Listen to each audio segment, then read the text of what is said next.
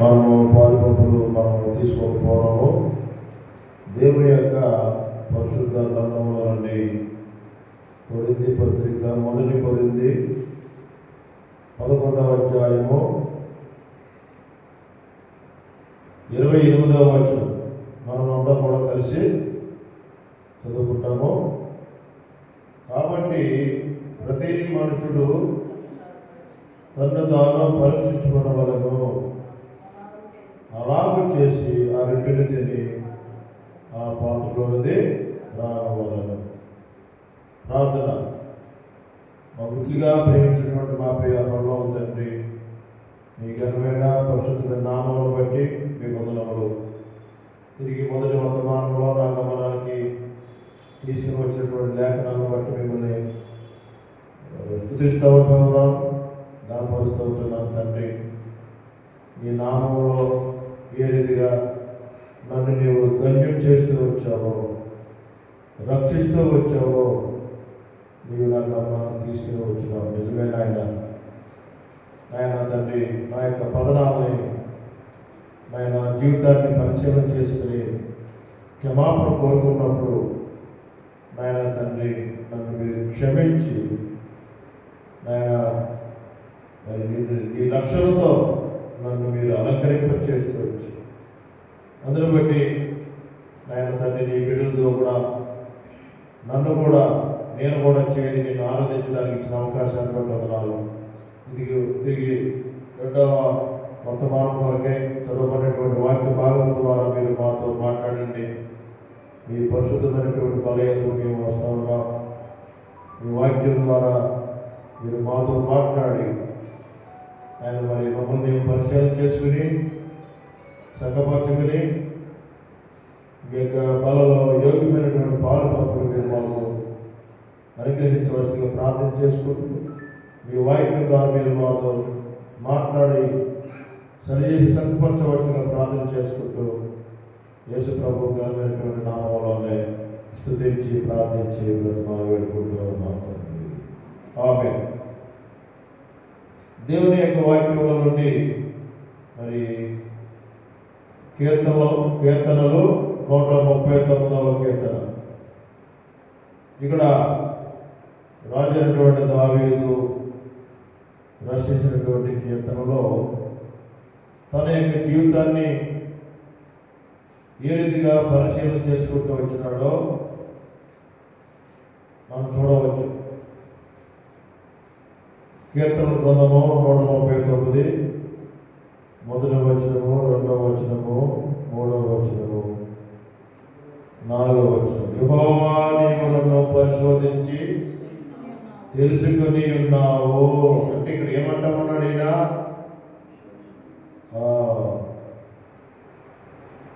ఆయనను దావీదు గురించి మాట్లాడుతూ ఉన్నాడు.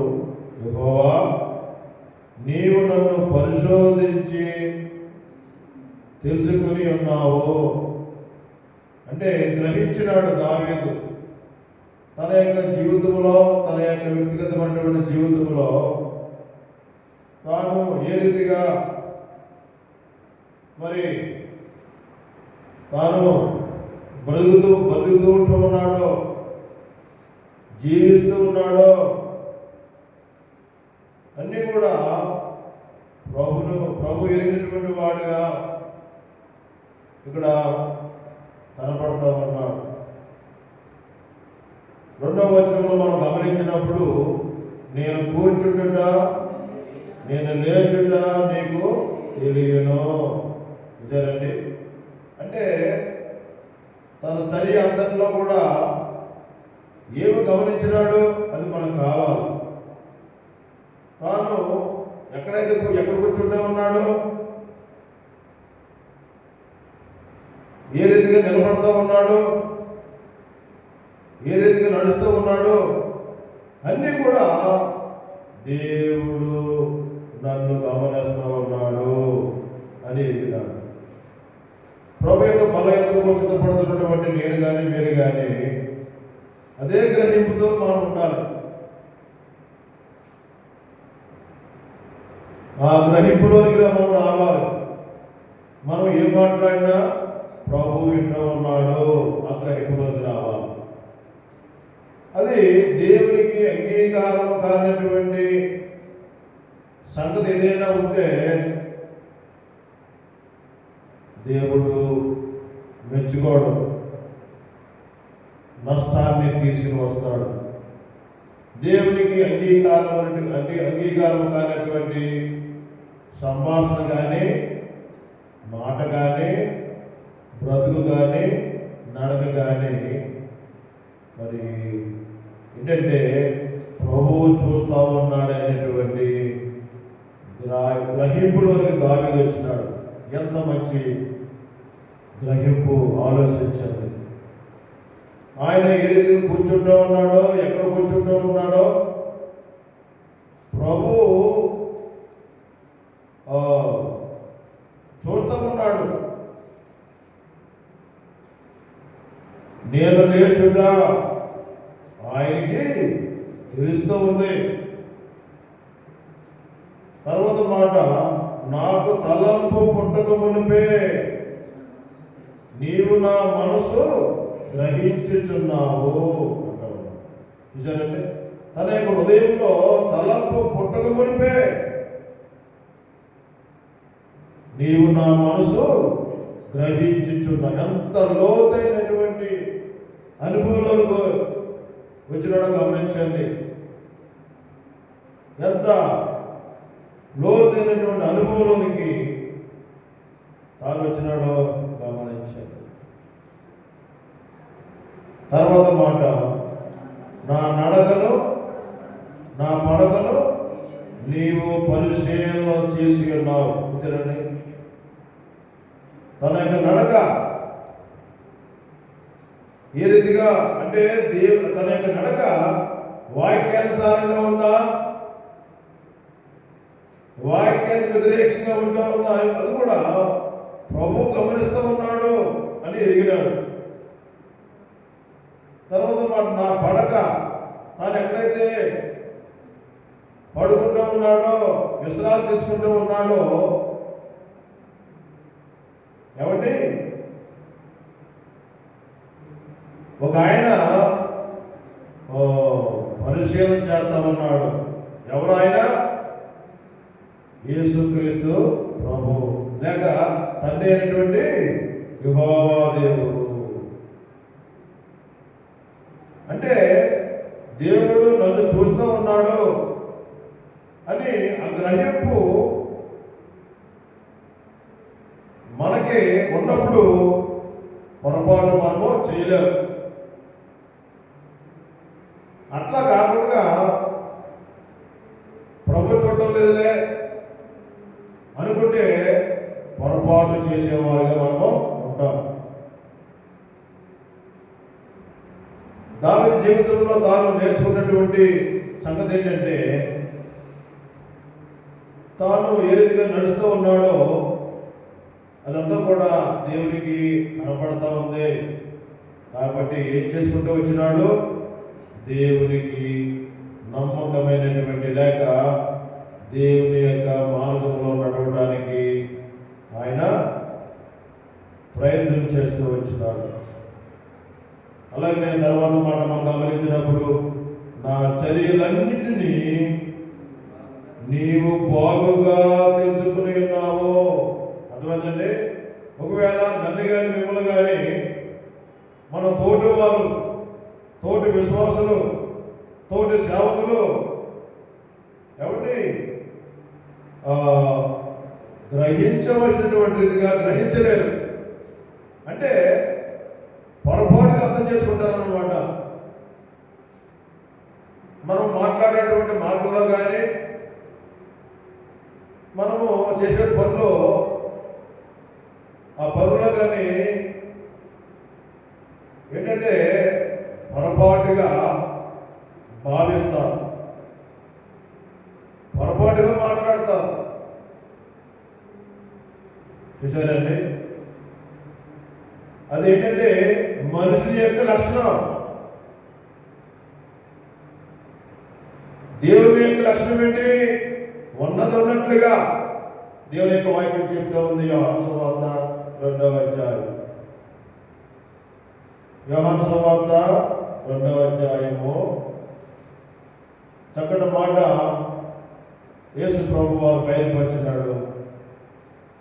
24వ వచనం, యోహాను సువార్త 2వ అధ్యాయము 24వ వచనం మనం గమనించినప్పుడు, అయితే యేసు అందరినీ ఎరిగినవాడు. ఏమండి, మనం ఎక్కడున్నా, ఏ గ్రామంలో ఉన్నా, ఏ పట్టణంలో ఉన్నా, ఏమంటే ఏ మందిరంలో ఉన్నా, వాక్యం చెప్తా ఉంది, యేసు అందరినీ ఎరిగినటువంటి వాడు. ఒకవేళ ఏమండి ఈ లోకంలో ఉన్నటువంటి అధికారులు కానీ, ఈ లోకంలో ఉన్నటువంటి రాజులు కానీ, ఏమండి ఈ లోకంలో ఉన్న గొప్పవారు కానీ, ఈ లోకంలో ఉన్నటువంటి మంత్రి కానీ, ఈ లోకంలో ఉన్నటువంటి అధికారులు కానీ, గొప్పవారు కానీ, ఏమండి ప్రధానమంత్రి కానీ, ముఖ్యమంత్రి కానీ, అధ్యక్షులు కానీ, వారు మనను ఎరిగేవారుగా ఉండరు. మనతో వాళ్ళు పని లేదు. లోకరీతిగా మనం గమనించినప్పుడు వారు గొప్పవారు. ఆ గొప్పవారికి మనం ఏం కనపడం. అయితే వారితో మనకు పని లేదు, మనతో వారికి పని లేదు. అయితే వాక్యం చెప్తా ఉంది, యేసు అందరినీ ఎరిగినవాడు. అంటే ఆయన ఏ వెలుగుతూ ఉన్నాడు? నీ నుండి నా నుండి ఏ రీతిగా మనము విశ్వాసంతో దేవుడిని సేవిస్తూ ఉన్నామా? విశ్వాసంతో మనం జీవించగలుగుతూ ఉన్నామా? విశ్వాసంతో ప్రభుని ఆరాధించగలుగుతూ ఉన్నామా? విశ్వాసంతో ప్రార్థన చేయగలుగుతూ ఉన్నామా? దేవుని యొక్క సన్నిధికి విశ్వాసంతో రాగలుగుతూ ఉన్నామా? అది నాకు తెలియకపోవచ్చు, కానీ యేసు క్రీస్తు ప్రభు వారికి సమస్తం కూడా ఆయన ఎరిగినటువంటి వాడు.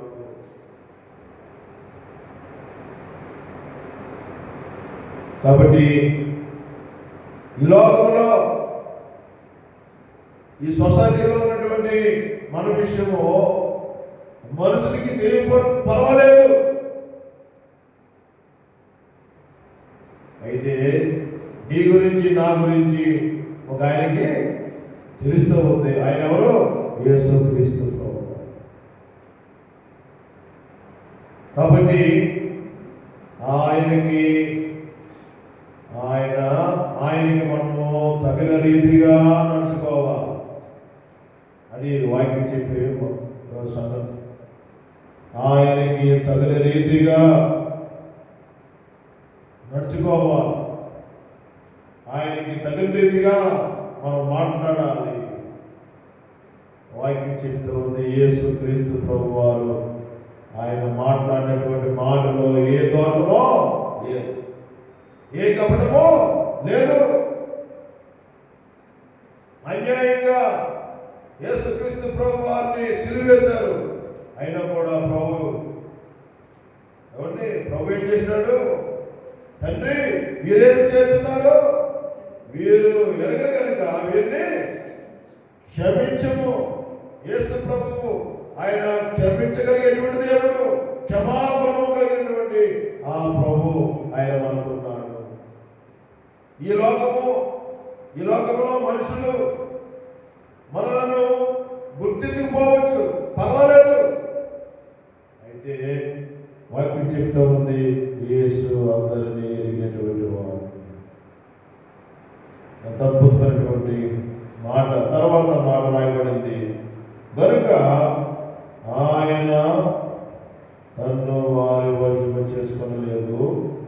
తర్వాత రాయబడింది, ఆయన మనుషుని ఆంతర్యమును, లోపలేముందో హృదయంలో పైకి మనం బాగానే కనపడవచ్చు. అయితే ఏ వాక్యం చెప్తూ ఉంది? ఆయన మనుషుని ఆంతర్యమును ఎరిగినవాడు. ప్రభు యొక్క బల ఎందుకు మనం వెళ్తా ఉన్నాము? మన యొక్క ఆంతర్యంలో ఏముంది? మన యొక్క హృదయంలో ఏముంది? దేవుని ఎదుట మనము ఏం చేసుకోవాలండి? కాబట్టి ప్రతి మనుషుడు తన్ను తాను పరీక్షించుకోవాలి. పరీక్షించుకునేటువంటి సమయంలోనికి మనం వచ్చినాం. మిమ్మల్ని నేను పరీక్షించిన అవసరం నాకు లేదు.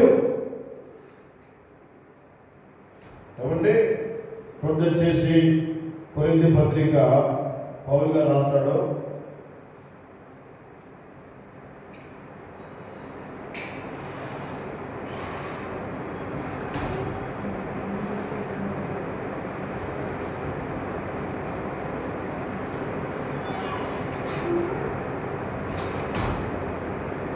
మొదటి కొరింథీ పత్రిక 4వ అధ్యాయం దేవుని యొక్క వాక్యం మనం గమనించినట్లయితే ఇక్కడ అంటా ఉన్నాడు 4:4 నాయందు నాకు ఏ దోషమును కానరాదు, అయినను ఇందువలన నీతిమంతునిగా ఎంచబడును. నన్ను విమర్శించు వాడు ప్రభువే. ఒకవేళ నన్ను నేను పరిశీలన చేసుకోవాలనుకుంటే నాకేం కనపడతావు? మరి ఎవరు కనపడుతుంది? దేవునికి కనపడతారు. ఇక్కడ పౌలు గారు జ్ఞాపకం చేస్తా ఉన్నాడు కొరింథీ సంఘానికి. 3వ వచనంలో అంటా ఉన్నాడు, మీ చేతనైనను ఏ మనుషుని చేతన, గమనించండి, మీ చేతనైనను ఏ మనుషుని చేతనైనను నేను విమర్శింపబడుట నాకు మిక్కిలి అల్పమైనటువంటి సంగతి. నన్ను నేనే విమర్శించుకొనను.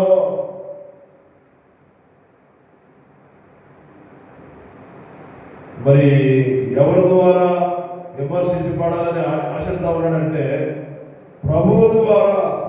నన్ను విమర్శించువాడు ప్రభువే. అది ఆ తీర్మానంలోనికి పౌలు గారు వచ్చినాడు, రాగలిగినాడు. ఈనాడు నీవు నేను కూడా ఆ అనుభవంలోనికి రావాలని ప్రభు ఈనాడు మనతో మాట్లాడుతూ ఉన్నాడు. కాబట్టి వాక్య భాగంలోనికి దావీదు అనుభవంలోనికి మనం రాగలిగినప్పుడు 139వ దావీదు కీర్తన 4వ వచనం మనం గమనించినప్పుడు, యెహోవా మాట నా నాలుకకు రాకమునిపే అది నీకు పూర్తిగా తెలిసి ఉన్నది. దేవునికి ఆయనకి మధ్యలో ఏమండి ఏ రహస్యం కూడా ఉండదు.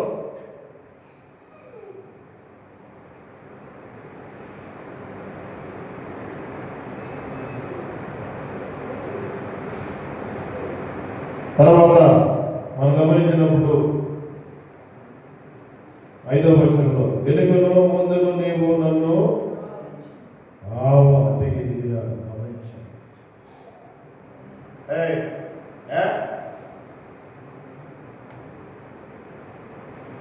మనం ఏమనుకుంటాం? ఎవరైనా ఏదైనా భార్య భర్తలు ఉన్నారనుకోండి, భర్త ప్రయాణం బయటికి వెళ్ళి లేటుగా మరి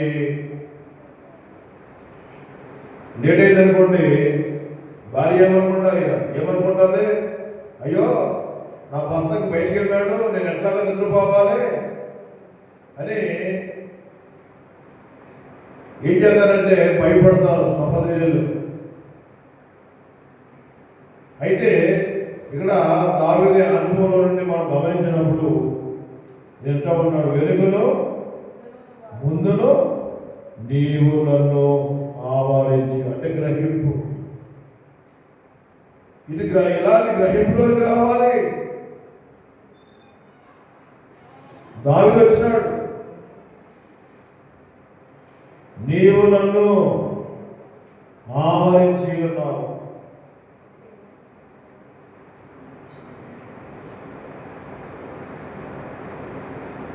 తర్వాత మాట, నీ చెయ్యి నా మీద ఉంచి ఉన్నావు.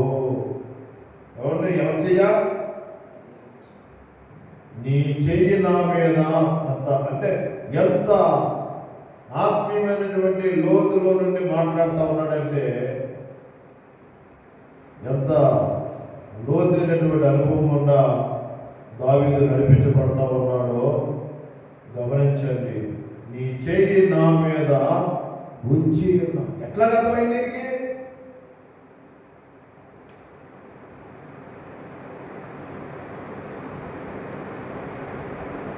ఎంత ఆత్మీయమైనటువంటి అనుభవంలో నుండి రాస్తూ వచ్చాడో గమనించండి.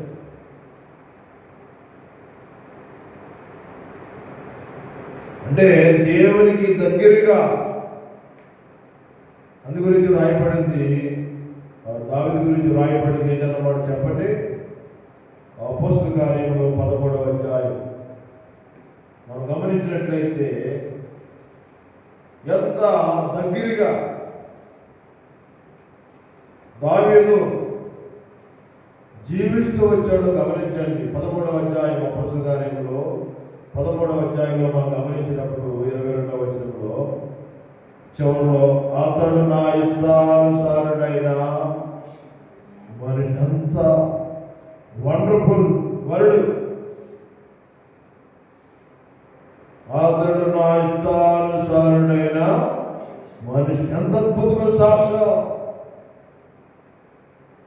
ఈ మాట, ఈ సాక్ష్యం మన గురించి ప్రభు చెప్పగలరా?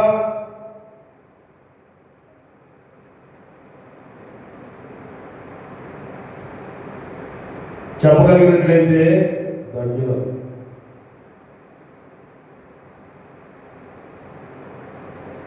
తర్వాత రాయబడింది, అతడు నా ఉద్దేశములన్నీ నెరవేర్చునని చెప్పి అతను గురించి, అది సాక్ష్యం, మంచి సాక్ష్యము ప్రభువారు ఇవ్వగలిగినాడు. అలాంటి సాక్ష్యం పొందుకోవడానికి మనం ఏం చేయాలంటే ఎక్సర్సైజ్ చేయాలి, ప్రయత్నం చేయాలి. దాని కొరకు మనము ప్రభు యొక్క పాదాలని మనము పట్టుకుని గోజాడుకోవాలి. నీ ఇష్టానుసారంగా, నీ యొక్క చిత్తానుసారంగా నడుచుని నాకు నేర్పుము అటువంటి అనుభవానికి మనం రావాల్సినటువంటి అవసరత ఎంతైనా ఉన్నది. కాబట్టి చివరిగా దేవుని యొక్క వాక్యం మనం చూస్తూ ఉన్నాము. 6వ వచనంలో ఇట్టి తెలివి నాకు మించినది, అది అగోచరము, అది నా కందదు. 7వ వచనంలో నీ ఆత్మ యొద్ద నుండి నేను ఎక్కడికి పోవదును, నీ సన్నిధి నుండి నేను ఎక్కడికి పారిపోవదును, నేను ఆకాశంకి ఎక్కినను, నీవు అక్కడ ఉన్నావు, నేను పాతాళ మందు పండుకొనను, నీవు అక్కడను ఉన్నావు. చూసారండి,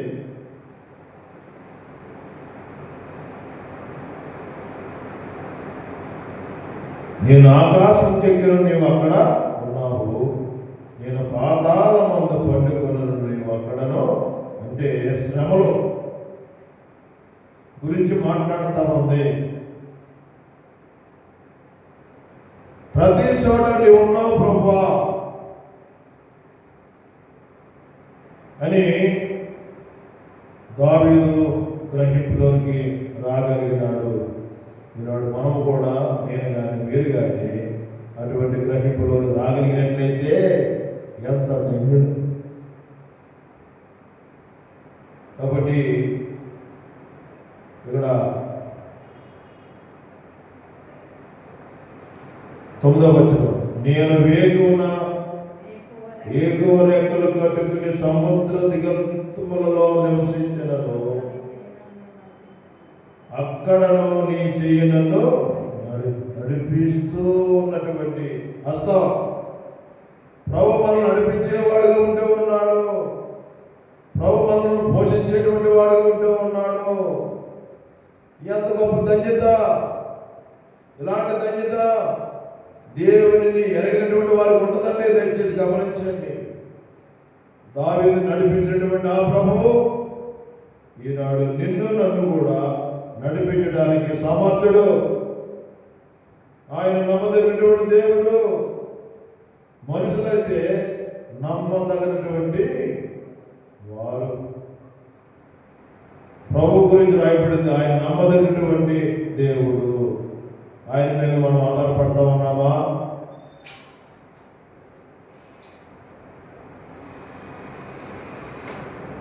ఆయన కొరకు మనం తీర్మానంలోకి రావాలి. తర్వాత చివరిగా అంటూ ఉన్నాడు, 10వ వచనంలో అంటూ ఉన్నాడు, అక్కడను నీ చెయ్యి నన్ను నడిపించును, నీ కుడి చెయ్యి నన్ను పట్టుకొను. ఏ చెయ్యితో పట్టుకుంటా ఉన్నాడు ప్రభు మనల్ని? నీ కుడి చెయ్యి నన్ను, అంటే అధికారం గురించి మాట్లాడుతూ ఉంది. కుడి చెయ్యి బలమైనటువంటి చెయ్యి.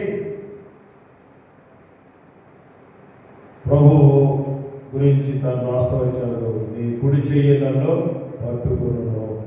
ఇంకేమన్నా రాస్తా ఉన్నాడు 11వ వచనంలో, అంధకారము నన్ను మరుగు చేయను. అయితే ఏం చేస్తాడు ఇక్కడ? నాకు కలుగు వెలుగు రాత్రిలో ఉండను అని నేను అనుకుని 12వ వచనంలో ఉన్నాడు, చీకటి అయినను నీకు చీకటి కాకపో.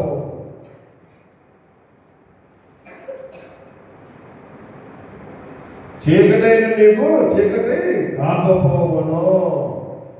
తర్వాత రాత్రి పగట వల్లే నీకు వెలుగుగా ఉండను, చీకటియు వెలుగు నీకు ఏకరీతిగా ఉన్నవి. ఎంత గ్రహింపులోనికి దావీదు రాగలిగినాడో మనం కూడా అటువంటి గ్రహింపులోనికి రావాలని ప్రభు కోరుతూ ఉన్నాడు. ప్రభు అంత ప్రిమిటి దేవునికి పెట్టారా వాక్య వెలుగులో మనం పరిశీలన చేసుకుని దావీదు అనుభవంలోనికి మనము వెళదాము. ఆ రీతిగా ప్రభు మనకి సహాయం చేయనుగాక.